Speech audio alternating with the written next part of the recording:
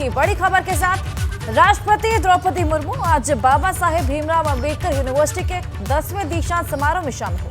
सुबह 10:10 पर राष्ट्रपति बाबा साहेब भीमराव अंबेडकर यूनिवर्सिटी पहुंचेंगी। यहां तक 10 मेधावी छात्रों को गोल्ड मेडल और डिग्री भी देंगी। और इस दीक्षांत समारोह की खास बात यह है कि मेडल पाने वालों में एक नाम IPS अफसर का भी शामिल है। वर्तमान में डीजी ट्रेनिंग संजम M तरडे को राष्ट्रपति के हाथों गोल्ड मेडल मिलेगा और डीजी ट्रेनिंग संजम M तरडे ने MSc साइबर सिक्योरिटी में टॉप किया है। दीक्षांत समारोह में राष्ट्रपति द्रौपदी मुर्मू शामिल होने वाली हैं। आपको बता दें, बाबा साहेब भीमराव अंबेडकर यूनिवर्सिटी का आज 10वां दीक्षांत समारोह है, जिसमें राष्ट्रपति द्रौपदी मुर्मू सभी बच्चों को गोल्ड मेडल से नवाजेंगी। डीजी ट्रेनिंग संजम M तरडे ने MSc साइबर सिक्योरिटी में टॉप किया है, जिसके चलते आज उनको गोल्ड मेडल भी मिलेगा। सुबह 10:30 बजे ये कार्यक्रम की शुरुआत होगी। सभी टॉपर्स को मेडल और डिग्री से नवाजा जाएगा। कुल 3,808 छात्र छात्राओं को डिग्रियां आज बांटी जाएंगी।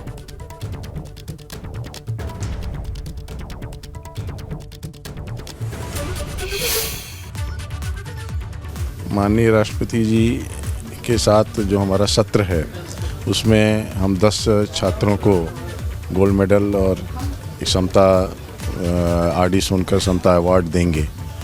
और उसके बाद जो का दूसरा सत्र है उसमें भी जितने गोल्ड मेडल्स और PhD उनको हम सब अवार्ड देंगे, डिग्रियां उनको बांटेंगे वहाँ पर। और उसके बाद जो हमारा तीसरा सत्र है उसमें सारे UG PG के जितने भी बच्चे हैं उनको हम सब डिग्रियां देंगे। तो ये 3 सत्रों में हमारा पूरा कन्वोकेशन है। पहला सत्र जो 1 घंटे का सत्र है उसमें माननीय राष्ट्रपति जी के साथ कन्वोकेशन की जो भी फॉर्मेलिटीज़ हैं, जो भी उसके साथ जुड़ी हुई औपचारिकताएं हैं, उसको हम लोग कंप्लीट करेंगे। उसके बाद दूसरे सत्र में डिग्रियां देंगे और तीसरे सत्र में भी गोल्ड मेडल और डिग्री PhD डिग्री, और तीसरे सत्र में सारे UG और PG के बच्चों को डिग्रियां बांटी जाएंगी। साथ ही साथ आज वाराणसी में पहुंचेंगे राष्ट्रपति द्रौपदी मुर्मू। राष्ट्रपति बनने के बाद राष्ट्रपति का ये पहला काशी दौरा होने वाला है।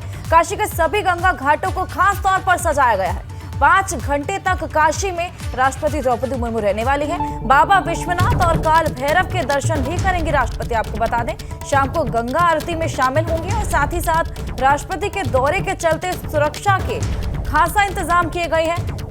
सजा दिया गया है काशी को बिल्कुल। दोपहर 3 बजे से शाम 7 बजे तक यहाँ पर नाव नहीं चलने वाली। अस्सी घाट से राजघाट तक नौका संचालन आज बंद रहेगा। पूरे इलाके के ड्रोन से निगरानी की जा रही है। सुरक्षा के कड़े इंतजाम है, चाक चौबंद किए गए हैं। साथ ही आपको बता दें, काशी के लोग राष्ट्रपति को खास तोहफा देने की तैयारी में है। कलाकारों ने खास तरह का कपड़ा तैयार किया। कॉटन के कपड़े पर गंगा की माटी से हनुमान चालीसा की चौपाइयों को उकेरा गया है। वाराणसी के इरशाद अली ने तैयार किया है ये खास तरह का कपड़ा। आपको बता दें, 2 मीटर के कॉटन के कपड़े पर हनुमान चालीसा लिखी गई है। तो खास तोहफा भी देने की तैयारी है। राष्ट्रपति द्रौपदी मुर्मू पहली बार काशी दौरे पर जाने वाली है और उनके स्वागत को भव्य बनाने की तरह तरह की तैयारियां की गई।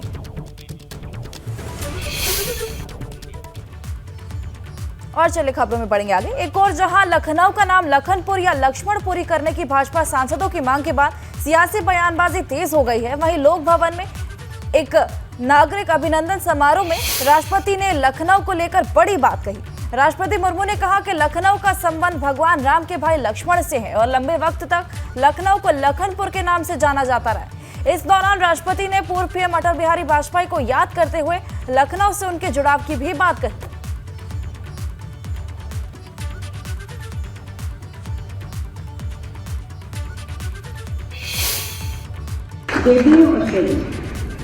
गोमती के किनारे बसा आप सबका लखनऊ से प्राचीन कौशल साम्राज्यों का महत्वपूर्ण हिस्सा था। ये कहा जाता है कि इस शहर का नाम भगवान राम के अनुज लक्ष्मण जी के नाम पर पड़ा है। 19वीं सदी के अंत इस शहर को लखनपुर कहने की परंपरा चली आ रही थी। ये नगर एक तरफ हमारी प्राचीनतम परंपराओं से जुड़ा हुआ है, तो दूसरी ओर मध्यकाल और आधुनिक युग में भी संस्कृति, साहित्य, राजनीति, कला कौशल का प्रमुख केंद्र रहा। लखनऊ में आकर श्रद्धेय अटल बिहारी वाजपेयी जी का सहज ही स्मरण होता है। ग्वालियर में पले बड़े अटल जी की जीवन गाथा में आगरा, कानपुर, बलरामपुर और लखनऊ अत्यंत महत्वपूर्ण स्थान रहते हैं। लखनऊ के लोगों ने उन्हें अपार स्नेह दिया। उनकी बातचीत में और उनके चुनाव अभियानों में लखनऊ से जुड़ी एक लोकप्रिय कथन का प्राय उल्लेख करते थे, लखनऊ हम पर फिदा और हम फिदा ये लखनऊ।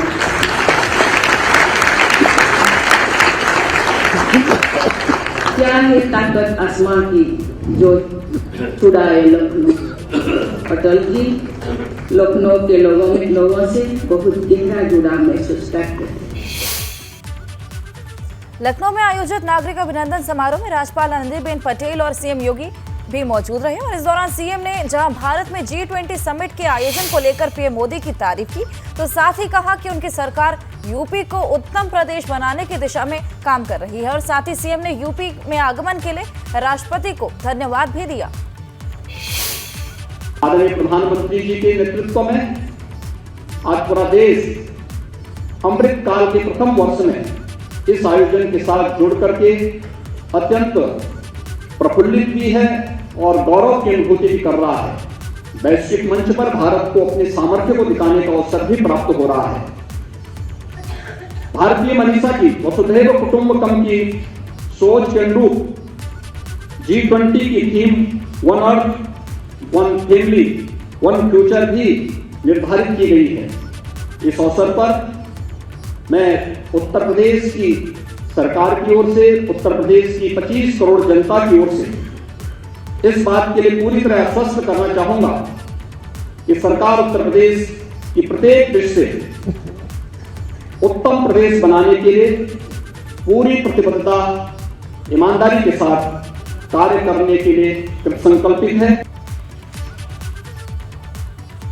रामचरितमानस पर विवादित टिप्पणी के बाद अब स्वामी प्रसाद मौर्य ने लखनऊ के नाम बदलने को लेकर भी बड़ा बयान दिया है। स्वामी प्रसाद मौर्य ने कहा कि भगवान लक्ष्मण का लखनऊ से कोई लेना देना नहीं। लखनऊ का नाम यहाँ के राजा लखन पासी की पत्नी लखनावती के नाम पर पड़ा है। ऐसे में अगर लखनऊ का नाम बदला जाता है तो उसका नाम लखन पासी किया जाए। स्वामी प्रसाद मौर्य का एक और बयान सामने आया है। लखनऊ को लेकर उन्होंने बयान दिया। लखन पासी की पत्नी लखनावती के नाम पर लखनऊ का नाम हुआ था और अगर इसका नाम बदला भी जाना चाहिए तो लखन पासी किया जाना चाहिए। आपत्ति हमें है क्योंकि लखनऊ में लक्ष्मण का कोई योगदान नहीं है। लखनऊ राजा लाखन पासी की धरती रही है। लखनऊ राजा लाखन पासी की राजधानी रही है। उनकी लाखन पासी की पत्नी का नाम था लखनावती। लखनावती से लखनऊ का नाम पड़ा है। अगर लखनऊ लखनऊ ही रहेगा, अगर नाम बदलने की आवश्यकता पड़ती है तो लाखन पासी के नाम पर उसका नाम रखा जाए, जिस लाखन पासी की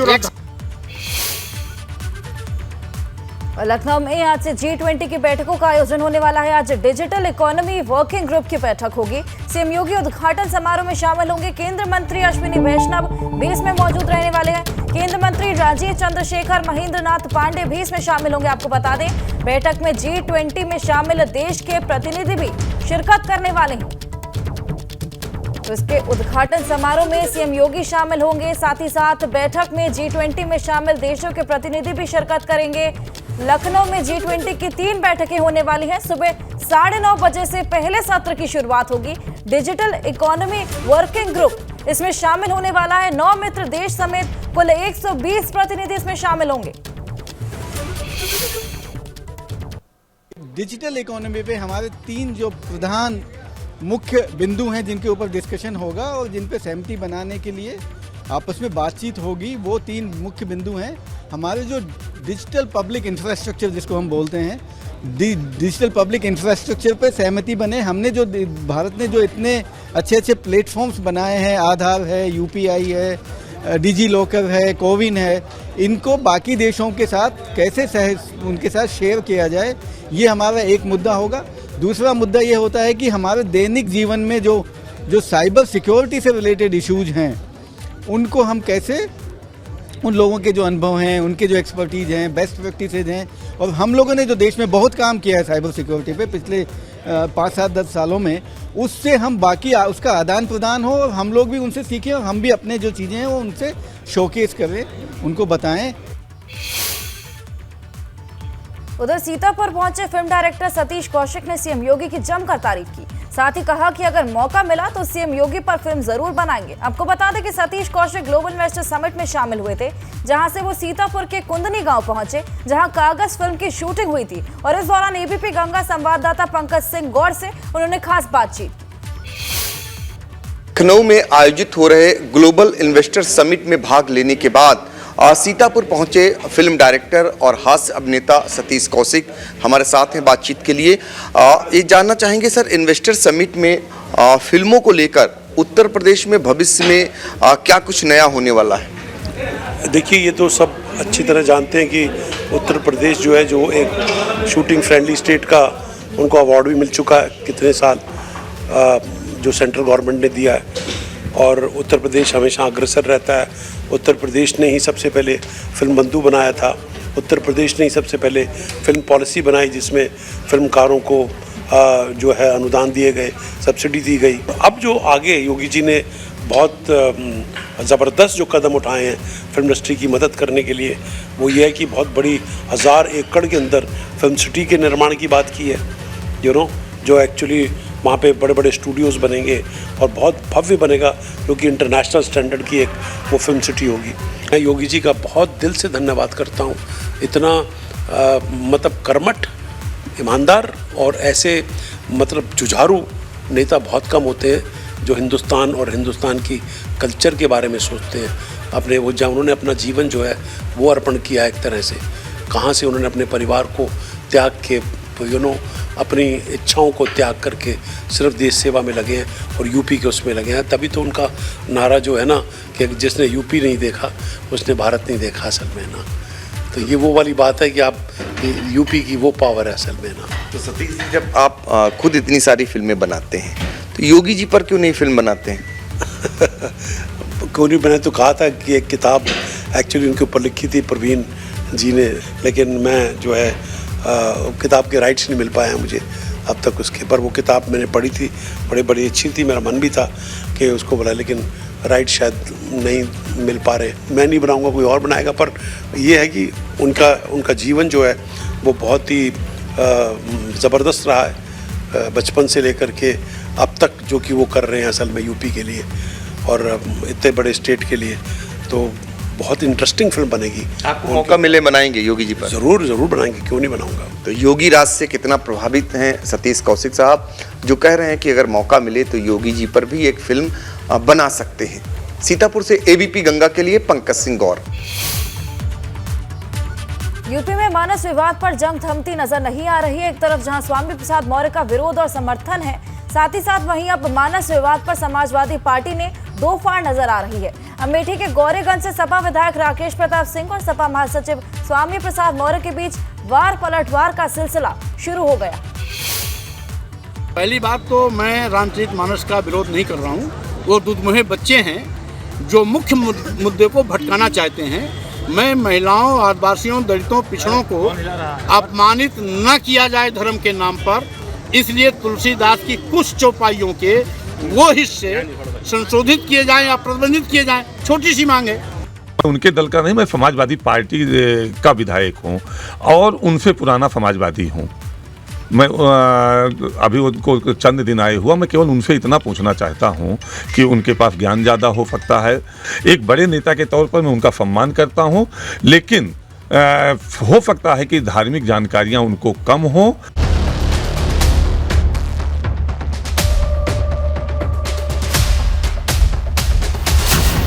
स्वामी के खिलाफ सपा में लाल संग्राम, चौपाई पर स्याही वाला हिसाब।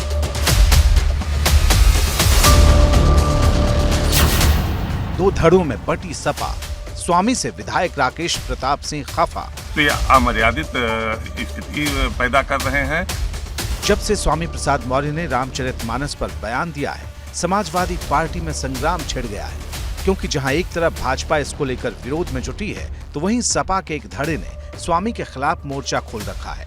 ये वो धड़ा है जो पहले दिन से स्वामी प्रसाद मौर्य के खिलाफ खड़ा हुआ है और अब खुलकर स्वामी की खिलाफत पर उतर आया है, क्योंकि सपा विधायक राकेश प्रताप सिंह ने स्वामी प्रसाद मौर्य का विरोध करते हुए यहाँ तक कह दिया है कि श्री राम के चरित्र पर टिप्पणी करने वाला न तो सनातनी हो सकता है और न ही समाजवादी, वो सिर्फ एक विक्षिप्त प्राणी हो सकता है। रामचरित मानव पे या प्रभु राम के चरित्र पे कोई टिप्पणी कह रहा है, ना तो वो सनातनी हो सकता है, ना सच्चा समाजवादी हो सकता है। सच्चा समाजवादी वही हो सकता है जो डॉक्टर राम मनोहर लोहिया ने जो बात कही है उस बात को माने। अगर बिना कुछ जाने, बिना कुछ समझे किसी चौपाई पे या रामचरित मानस पे टिप्पणी कर रहे हैं तो ये अमर्यादित स्थिति पैदा कर रहे हैं। सपा विधायक राकेश प्रताप सिंह का यह बयान ऐसे वक्त में आया है जब सपा की एक और नेता रूली मिश्रा लगातार स्वामी के मोर्चे पर अखिलेश पर तंज कस रही हैं। ये पूरा प्रकरण बता रहा है कि समाजवादी पार्टी में इस मुद्दे पर कुछ ठीक नहीं चल रहा। वो दुधमुहे बच्चे हैं जो मुख्य मुद्दे को भटकाना चाहते हैं। मैं महिलाओं, आदिवासियों, दलितों, पिछड़ों को अपमानित न किया जाए धर्म के नाम पर, इसलिए तुलसीदास की कुछ चौपाइयों के वो हिस्से संशोधित किए जाएं या प्रतिबंधित किए जाएं। छोटी सी मांग है। स्वामी प्रसाद मौर्य के मामले को लेकर समाजवादी पार्टी के अंदर दो धड़े बन गए हैं। एक वो जो स्वामी प्रसाद मौर्य के साथ खड़े हैं और दूसरे वो जो उनके खिलाफ हैं। और इन्हीं में से एक नाम है सपा के ही विधायक राकेश प्रताप सिंह का। उन्होंने तो खुले मन से ये तक कह दिया कि चाहे राजनीति रहे ना रहे, वो विधायक रहे ना रहे, उन्हें टिकट मिले या ना मिले, लेकिन वो धर्म के साथ ही खड़े रहेंगे। इतना ही नहीं, राकेश प्रताप सिंह ने यह भी कहा कि अगर कोई रामचरितमानस पर सवाल उठाता है, प्रभु राम पर सवाल उठाता है, धर्म पर सवाल उठाता है, तो वो एक विक्षिप्त ही हो सकता है, सनातनी या समाजवादी नहीं। अब देखना यह होगा कि जो हालात इस समय सामने आए हैं, जिस तरह के हालात समाजवादी पार्टी के अंदर ही बन रहे हैं, उनसे सपा अध्यक्ष अखिलेश यादव किस तरह निपटेंगे। पार्टी के ठाकुर और ब्राह्मण नेताओं की नाराजगी इस बात को लेकर भी है कि सपा में अम्बेडकरवादी धारा हावी होता जा रहा, क्योंकि सपा की राष्ट्रीय कार्यकारिणी में जितनी तरजीह स्वामी और उनके करीबियों को मिली, उतनी ब्राह्मण और ठाकुर जमात के नेताओं को नहीं मिली। हालांकि अखिलेश यादव सपा पर लग रहे ब्राह्मण विरोधी ठप्पे को खारिज करने की पूरी कोशिश में जुटे हैं। वो काशी विश्वनाथ मंदिर के दर्शन को लेकर राम के आदर्श पर चलने वाला और कृष्ण को मानने वाला बता रहे हैं, लेकिन इतना सब करने के बाद भी रामचरितमानस वाला एपिसोड खत्म होने का नाम नहीं ले रहा। राजनीति रहे ना रहे, विधायक रहूं ना रहूं, आगे टिकट रहे ना रहे, लेकिन धर्म को बचाने के लिए और धर्म के साथ खड़े करने के लिए आपका भाई, आपका बेटा, आपका सेवक खड़ा रहेगा। एक तरफ राकेश प्रताप सिंह जैसे नेता हैं, तो दूसरी तरफ वो लोग हैं जिनका गुस्सा स्वामी को लेकर बढ़ता ही जा रहा है, क्योंकि अब सड़कों पर स्वामी प्रसाद मौर्य के सामने ही उनका विरोध शुरू हो गया है। रविवार को बनारस के रामनगर इलाके में उस वक्त हड़कंप मच गया जब स्वामी प्रसाद मौर्य के काफिले पर स्याही और काले कपड़े फेंके गए। हालांकि विरोध करने वाले स्वामी तक पहुंचते इससे पहले ही स्वामी प्रसाद मौर्य की सुरक्षा में लगे पुलिसकर्मियों ने मोर्चा संभाल लिया और प्रदर्शनकारियों को रास्ते से हटा दिया। लड़के थे, माला लिए थे, स्याही भी रखे रहे होंगे, हमें जानकारी नहीं है, लेकिन स्थानीय पुलिस उनको दबोच के पीछे ले गई। वो मेरे ऊपर फेंकना चाहते थे, लेकिन वो फेंकने की नौबत ही नहीं आई, पुलिस उनको घसीट ले गई। आज जब स्वामी प्रसाद मौर्य सोनभद्र पहुंचे तो वहां हिंदूवादी संगठनों के विरोध को उन्हें झेलना पड़ा। तमाम युवकों ने स्वामी प्रसाद मौर्य को काले झंडे दिखाए और उनकी गाड़ी पर स्याही फेंक दी। ये हिंदूवादी संगठनों से जुड़े लोग स्वामी प्रसाद मौर्य के बयान को लेकर नाराज बताए जा रहे हैं। इसीलिए जैसे ही स्वामी प्रसाद मौर्य का काफिला सोनभद्र पहुंचा, इन युवकों ने उनकी गाड़ी पर न केवल स्याही फेंकी बल्कि काले कपड़े उनकी गाड़ी पर फेंक दिए। मतलब एकदम साफ है कि स्वामी प्रसाद मौर्य को लेकर विरोध थम नहीं रहा।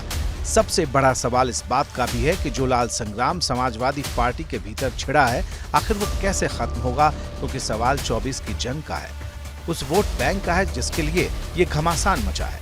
अनुभव शुक्ला के साथ शैलेश अरोड़ा, एबीपी गंगा।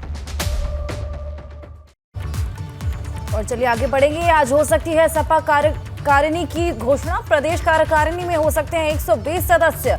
अगड़ी जाति को उचित प्रतिनिधित्व दे सकते हैं अखिलेश। हाल ही में अखिलेश और शिवपाल की भी मुलाकात हुई थी। सपा की प्रदेश कार्यकारिणी पर मंथन हुआ था, जिसके बाद अब प्रदेश कार्यकारिणी में 120 सदस्य हो सकते हैं।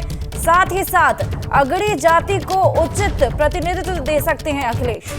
शिवपाल यादव से मुलाकात हुई थी। इस पूरे मामले को लेकर चर्चा हुई थी। 120 के करीब सदस्यों की संख्या इसमें हो सकती है।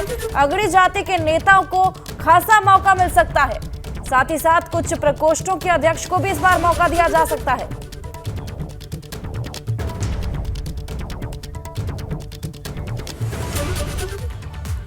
और अब बात पूर्वांचल वाली सियासत की, क्योंकि हाल ही में अखिलेश यादव ने पूर्वांचल से 24 का शंखनाद किया था और गाजीपुर से काशी तक भाजपा पर बड़ा हमला बोला था। अब अखिलेश की पूर्वांचल चाल के सामने भाजपा ने एक बड़ी चाल चली है। जिन 13 राज्यों में राज्यपालों का तबादला हुआ है, उनमें यूपी के 3 बड़े चेहरों को अलग अलग राज्यों का राज्यपाल बना है और इन तीनों का कनेक्शन पूर्वांचल से।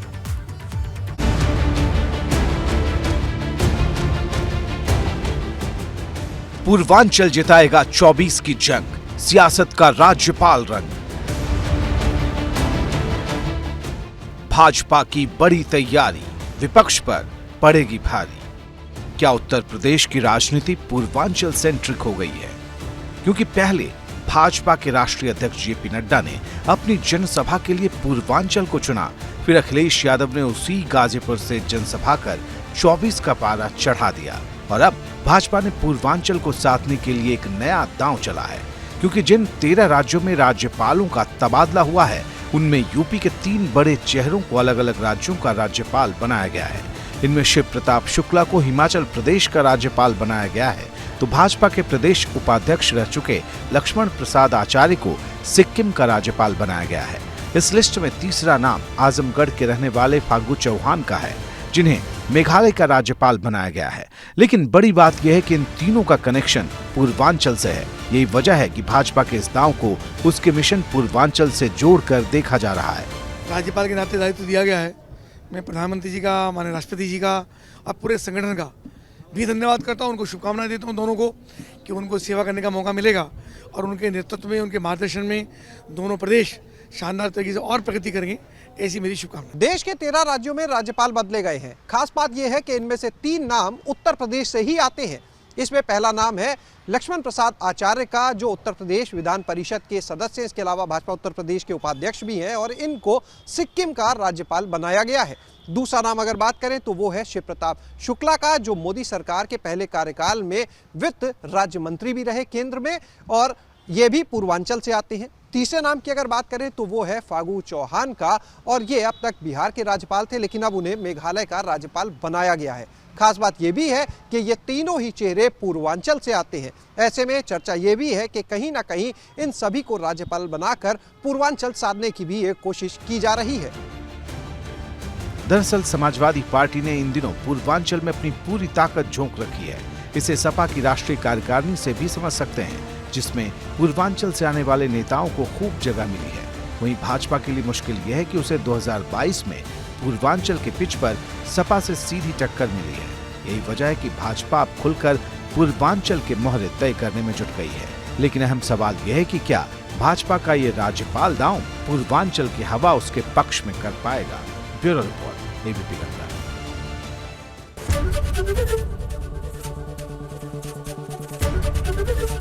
एबीपी गंगा, खबर आपकी, जुबान आपकी।